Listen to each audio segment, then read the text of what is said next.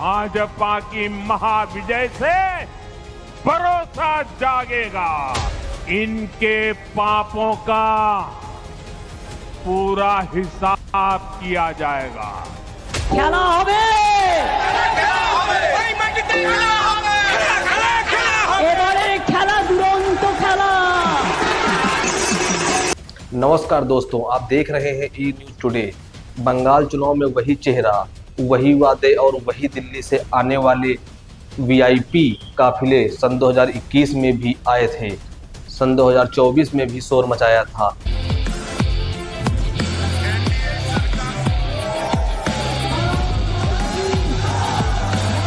अब सन 2026 में फिर से बंगाल की माटी पर सोनार बांग्ला का सपना बेचने आए हैं।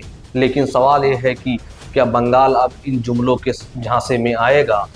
अब बंगाल को वो लोग समझना चाहते हैं जिन्हें रविंद्रनाथ टैगोर और ईश्वर चंद्र विद्यासागर की विरासत का कुछ भी नहीं पता। चुनाव आते ही ये लोग बंगाल की संस्कृति का चोला ओढ़ लेते हैं, लेकिन चुनाव खत्म होते ही बंगाल को बांग्लादेशी और घुसपैठियों का अड्डा बताने लगते हैं।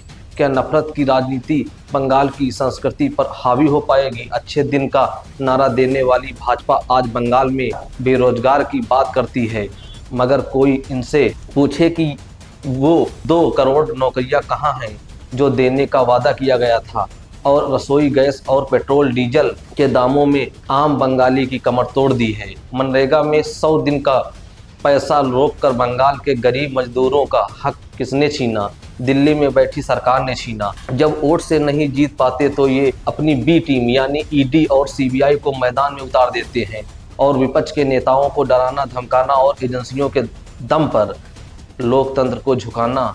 क्या यही भाजपा का लोकतंत्र है? बंगाल डरेगा नहीं, बंगाल जवाब देगा। बंगाल को किसी दिल्ली वाले रिमोट की जरूरत नहीं है। क्या बंगाल को अपनी बेटी पर भरोसा है? ममता की अपनी योजनाओं पर भरोसा है? ये लड़ाई भाजपा बनाम टीएमसी नहीं है, ये लड़ाई बंगाल के गौरव बनाम दिल्ली के अहंकार की है। और इतिहास गवाह है, बंगाल के स्वाभिमान को आज तक कोई दिल्ली वाला झुका नहीं पाया है। सफ़ेद कुर्ता पहनकर बंगाल घूमने से कोई बंगाली नहीं बन जाता। बंगाल को समझना पड़ता है 100 दिनों के काम का पैसा रोका है, बंगाल इसका हिसाब सूद समेत वापस लेगा। हमें सोनार बांग्ला का सपना मत दिखाओ, पहले अपने राज्यों की हालत देख लो। 23 अप्रैल और 29 अप्रैल तारीखें तय हैं, लेकिन क्या नतीजे भी पहले से तय किए जा चुके हैं? बंगाल चुनाव सन 2026 के मुहावने पर खड़ा है, पर इस बार चर्चा रैलियों से ज़्यादा लिस्ट की हो रही है। वो 45 लाख वोटर कौन हैं जिनका भविष्य अंधेरे में है? और क्या मालदा की आग पूरे बंगाल को झुलसाने की धमकी दे रही है? इस चुनाव का सबसे बड़ा विवाद है एसआईआर। विपक्ष इसे वोटर लिस्ट से छेड़छाड़ कह रहा है, तो सत्ता पक्ष इसे शुद्धिकरण। आखिर क्या 45 लाख वोटरों के नाम पर पेच फंसा है? क्या ये किसी बड़े राजनीतिक सर्जरी की तैयारी है या फिर सिर्फ एक प्रशासनिक प्रक्रिया?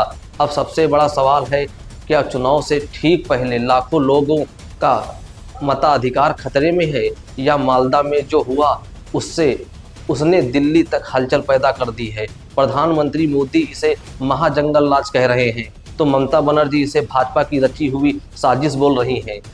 न्यायिक अधिकारियों का घेराव और फिर एनआईए की एंट्री। क्या बंगाल चुनाव अब सिर्फ गोलियों और धमकियों के साए में लड़ा जाएगा? एक तरफ दीदी का लक्ष्मी भंडार है, जिसे बढ़ाकर अब महिलाओं के हाथ में ज़्यादा ताकत देने का वादा किया गया है। दूसरी तरफ पीएम मोदी की 33% आरक्षण और विकास की गारंटी है। मुकाबला मुक्त सुविधाओं बनाम केंद्रीय प्रशासन के बीच सिमट गया है।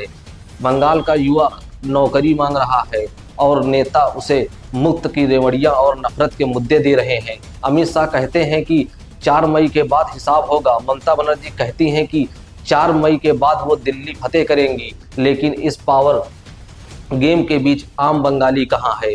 क्या उसे सिर्फ वोट बैंक समझा जा रहा है? याद रखिए, बंगाल का इतिहास गवाह है, यहाँ की जनता जब फैसला सुनाती है तो बड़े बड़े सिंहासन डोल जाते हैं। दोस्तों, आप क्या सोचते हैं बंगाल चुनाव को लेकर? कमेंट बॉक्स में ज़रूर बताएं।